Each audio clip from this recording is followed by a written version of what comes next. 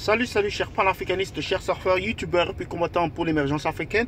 J'aimerais parler, n'est-ce pas, des irrégularités qui ont eu lieu dans cette élection présidentielle qui s'est déroulée au Cameroun le 7 octobre dernier. Alors, je vais commencer par, n'est-ce pas, ces images que nous avons vues, je ne sais pas, c'était en Suisse, où les représentants n'est-ce pas, du MRC n'ont pas été autorisés à rentrer dans la salle, bien de s'établir en scrutateur ou bien de jouer le rôle de scrutateur. Il y a beaucoup d'incidents comme ça où des gens ont été chassés dans le sud du Cameroun, pour chasser des bureaux de vote, tabassés pour certains. Il y a eu des cas de tentatives de fraude ou de fraude même, pour celles qui n'ont pas été arrêtées, où des individus se sont retrouvés avec de multiples bulletins de vote du candidat du RDPC.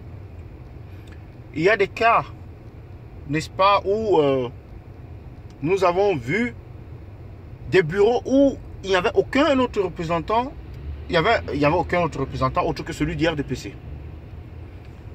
Et donc, les résultats qui sortent de tels bureaux de vote pourront-ils tenir? Évidemment, on dira au niveau du Cameroun, le Cameroun c'est le Cameroun, tout est permis.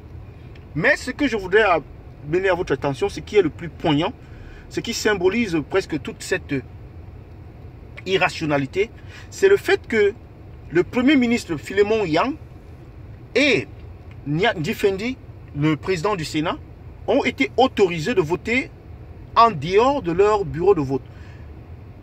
Nyat Ndifendi est enregistré à Baganté. Et Philemon Yang était enregistré dans un bureau de vote au nord-ouest. Et nous dit-on, pour certaines raisons de sécurité, il a été délocalisé. Mais est-ce que les anglophones, nos confrères anglophones qui sont là, nos frères anglophones, eux n'ont pas quitté les régions du nord-ouest, du sud-ouest pour des raisons de sécurité? Pourquoi est-ce qu'on ne leur a pas autorisé de voter? C'est justement de cette injustice qu'il est question dans ce pays. De savoir qu'il y a une règle pour les uns et il y a une règle pour les autres. La loi est interprétée selon son appartenance au RDPC. Alors que la loi, normalement, devait s'appliquer à tout le monde de la même manière. Et c'est ça que nous combattons. Et c'est pour cela que nous supportons. Je sais, on nous a fait croire depuis très longtemps que le parti de Maurice Kamto c'est un parti tribaliste. Mais le RDPC lui-même, c'est un parti tribaliste. Mais vous le verrez le jour où ça va éclater, où ce parti que moi je qualifie de secte va finir.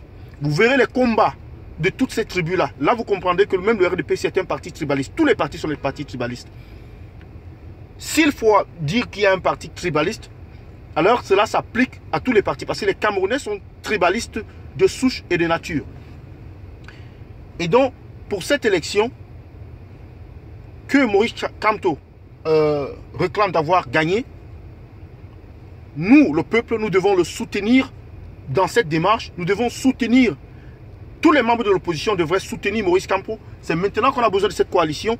Ce n'est pas maintenant qu'on doit faire un combat à rang dispersé. Le combat, il est là, il est clair. C'est le chassement, c'est tout sauf Biya, c'est son départ. Il a perdu les élections, alors il doit partir. Donc, ce que je soumets à votre appréciation aujourd'hui. J'attends vos commentaires.